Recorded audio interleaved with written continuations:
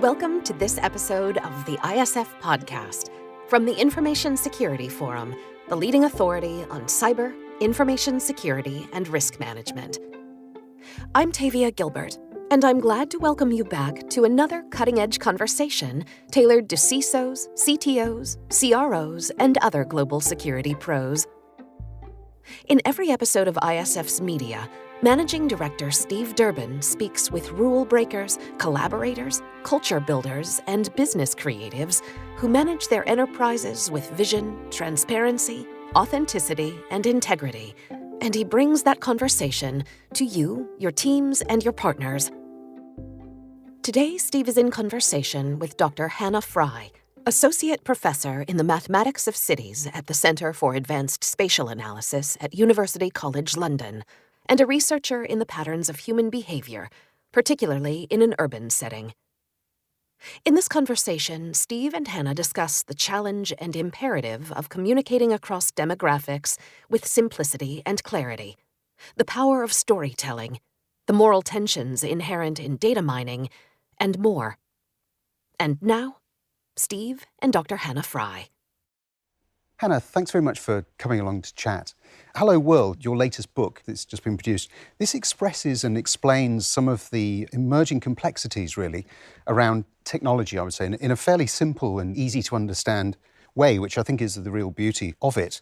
My question is, we've got a number of Chief Information Security Officers, security people watching and listening to this. What advice can you give them to really get across some of what I have to say, some quite complex messages in here, but in a very simple, very readable way? So how can a CISO replicate that in, say, a conversation with a business leader or a board member? Oh, how can they get complicated ideas across in a simple way, you mean? Yeah. Oh, I see. With difficulty. I mean, there's a note in the back of that book which says that I didn't so much write that book as drag it out of myself while kicking and screaming, sometimes literally.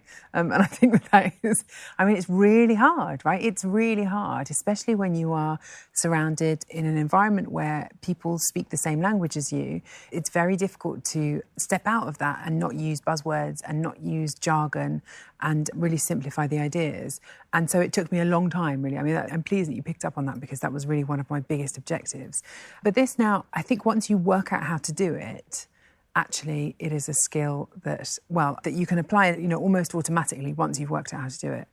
But also I think the skill, really applies in a lot of situations. So I'm thinking here in terms of, because I do a lot of work with the BBC, and I often have to interview academics, right, about their work. And within about 20 seconds of them talking whether they are able to do it or not. And I think really ultimately the real tip is that you just have to imagine that you are actually speaking to a 5-year-old.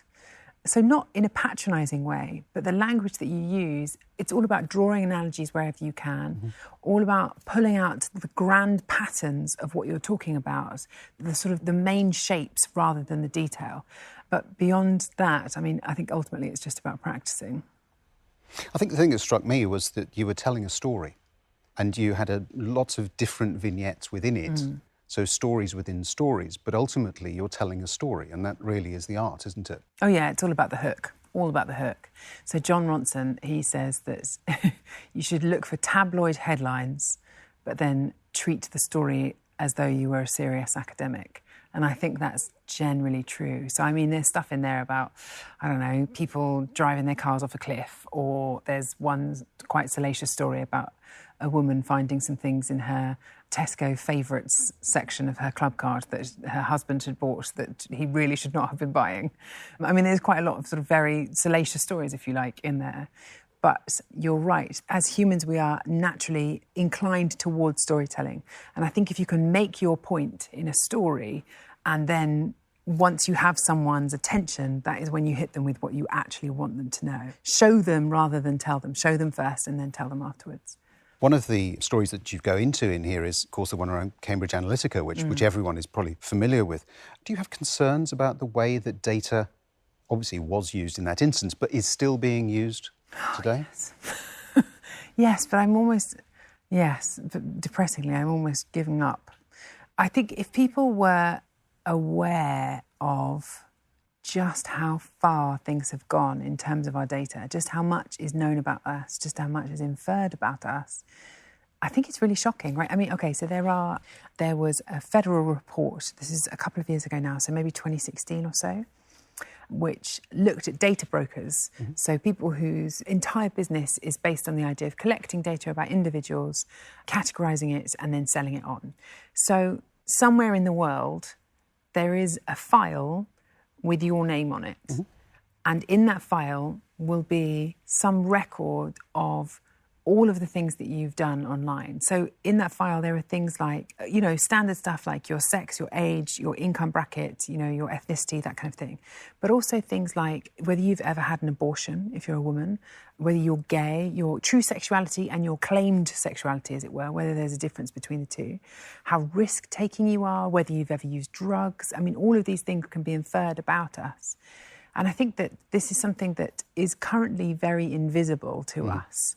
And I can't help but feel as though, I always think about drones when it comes to this. When drones were first around, they'd pop up everywhere, right? You go to the park and people would be flying them around and they'd fly over your house. And it was really annoying. You go to the beach and there'd just be drones everywhere. And quite quickly, we brought in regulations and legislation to stop that from happening because it was people just felt really uncomfortable with it. And I can't help but think that the way that data is used, save for a few bits of regulation like GDPR, actually we are unprotected against the worst excesses of it because it's invisible to us, and so we're not outraged by it in quite the same way. I think that's certainly a challenge that a lot of security people face because, we have the challenge of just raising awareness and then really, as you point out, it's very difficult to see a breach. Unless you have actually you've lost data yourself or somebody who has been under attack, it's very difficult to imagine what that is actually like. You talk about GDPR, privacy. That's an issue that continually bubbles around. Different perspectives on it in different parts of the world, obviously. But how do you see privacy and that central issue of our data being ours as opposed to somebody else? How do you see that evolving, perhaps in a sort of algorithm-driven world that we're in? Yeah, I mean, there's lots of different suggestions for what to do with it. I mean, I think that it's important here to point out that in many ways I'm a complete hypocrite, right? Because actually a lot of the work that I do thrives on the use of data. Right. And there are some data sets where, the idea of having access to them fills me with total glee, but the idea of being part of them fills me with horror, right? And I think it's important to be honest about that.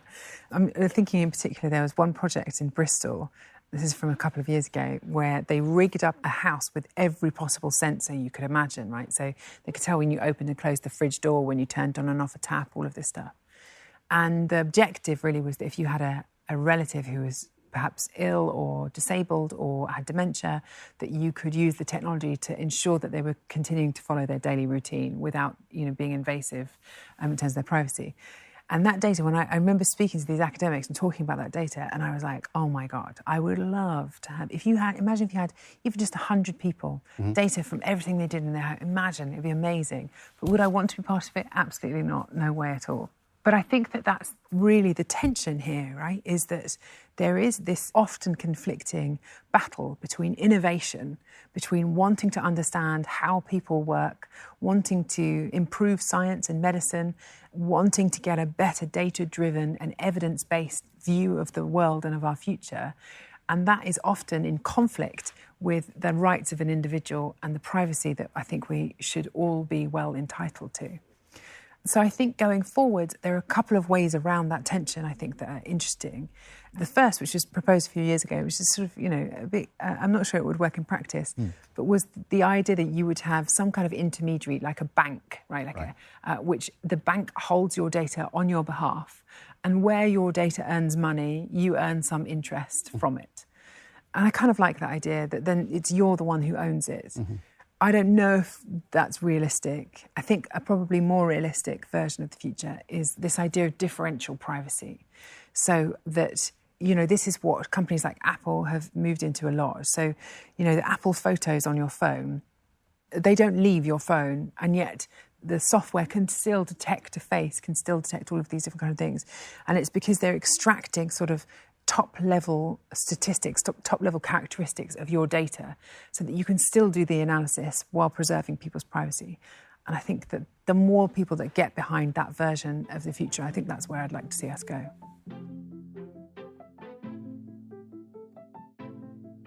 Well, one of the other concerns that I certainly have, just building on that, is around the manipulation of data. And at the ISF, we produce the Threat Horizon report every year, where we talk about different threats. And in one of our more recent ones, we talked about the threat associated with fake news, and more recently, we highlighted the problem of deepfakes. How do you see the market, if you like, for such fakery developing, and what can we actually do to address it? In a lot of ways, the thing about deepfakes, actually video is that last frontier. You know, we've had fake audio for a while. I mean, you can just use an impressionist, right? If you want fake audio. Fake photographs as well, we've had those too. And so video, of course, is the final frontier. But I think that actually, well, I like to hope that there are still ways that you can tell that something is fake, right? These things aren't quite perfect yet. And they're sort of giveaway clues within the frame itself that allow you to tell whether it's fake. And so I hope that actually we will learn to apply the same sort of scepticism to video footage as we do currently with photography. I mean, it's all the same thing, right? Like, I'd really like us to go for trusted sources more. You know, it's the same battle, right? Fake news, deepfakes, and so on. I do also think, though, there is actually a sort of positive side to deepfakes too, which is this idea that, say you really love the Spice Girls, right? And you look like the sort of man who does. I don't know whether to take that as a compliment or not. Oh, yeah, definitely. What spice would you be? You can think of what spice you would be. But, you know, with the opportunity of deepfakes, you can create, for example, incredibly immersive VR games where you are immersed in a world, and to your left you have Sporty Spice, to your right you have Baby Spice, and you're standing on stage in front of thousands of people singing one of their songs, doing all the dance moves, right? And this is something that is actually, all photorealistic. And I think that, there are sort of positive applications of this technology as well as just the bad stuff. I don't know if that's a particularly positive image that you've created there for most people, but we take that one stage further. Let's talk about artificial intelligence, AI. AI is going to present us with a whole range, potentially anyway, of deeply troubling choices that we have to make. And the example that you pull out in the book is that of driverless cars. And the element of choice around the algorithms used, which may choose between, for instance, saving the life of the driver versus, saving as many other lives as possible in the case of an accident. That's a huge human dilemma, isn't it? How are we going to be able to deal with such choices in the future? Well, it's a big one, isn't it? Okay, so I should tell you that there's a really interesting study. I think I wrote about this in my book. I don't know if it made the cut in the end, but there's a really interesting... Some people did a questionnaire where they said to a whole host of individuals, what do you think a car should do? Kill the people on board or kill the people in the street? And everyone said it should kill the fewest number of people. So it should kill the person in the car. So I was like, OK, fine, right. We know that that's what the future should hold.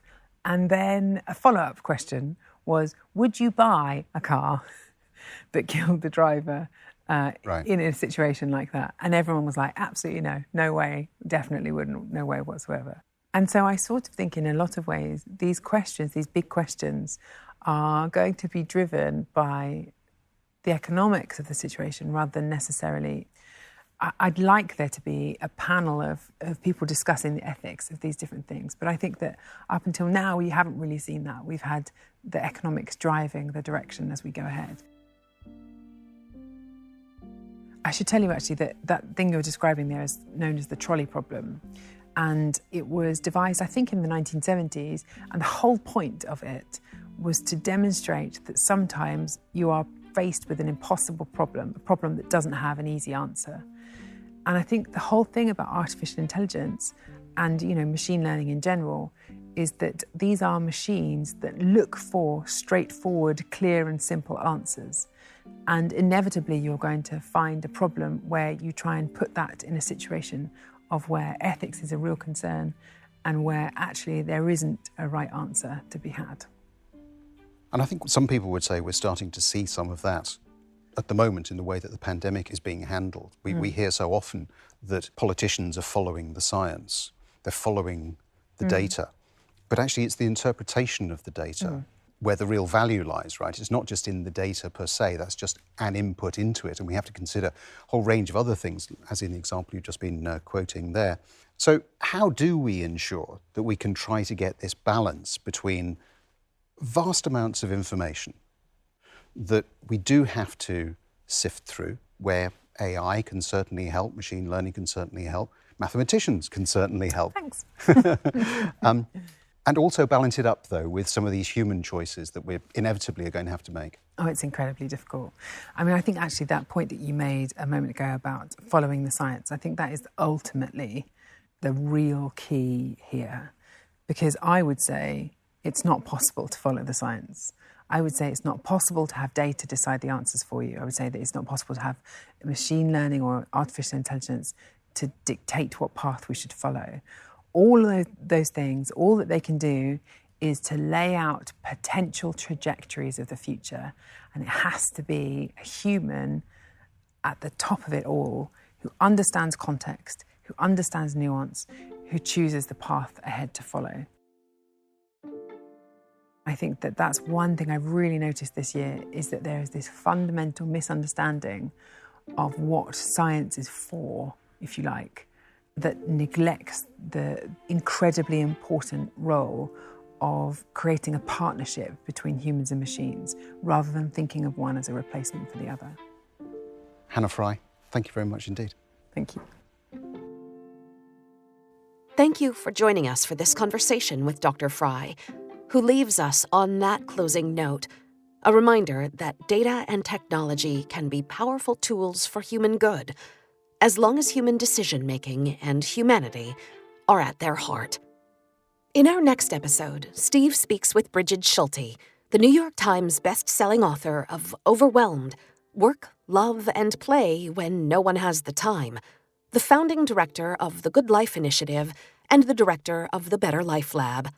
Steve and Brigid discuss the powerful opportunities for remeasuring values, opportunities that have revealed themselves during the disruption of the global workplace.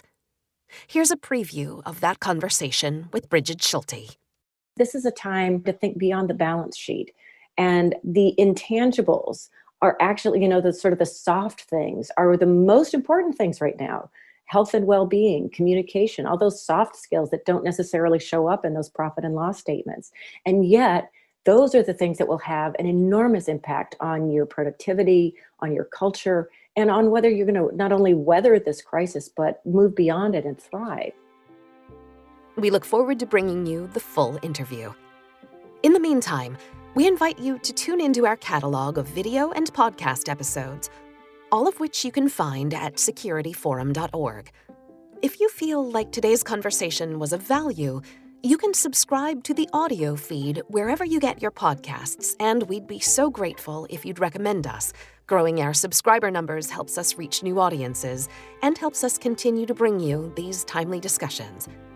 You can always join in the conversation on our LinkedIn page at linkedin.com/company/information-security-forum, or get in touch directly through our website, where you can also download ISF's research, practical tools, and guidance related to discussions like these. The ISF podcast is produced by Talkbox and Tavia Gilbert. Music by Alexander Filipiak. Assistant producer, Katie Flood. Mix and master by Brian Barney. Thanks for listening.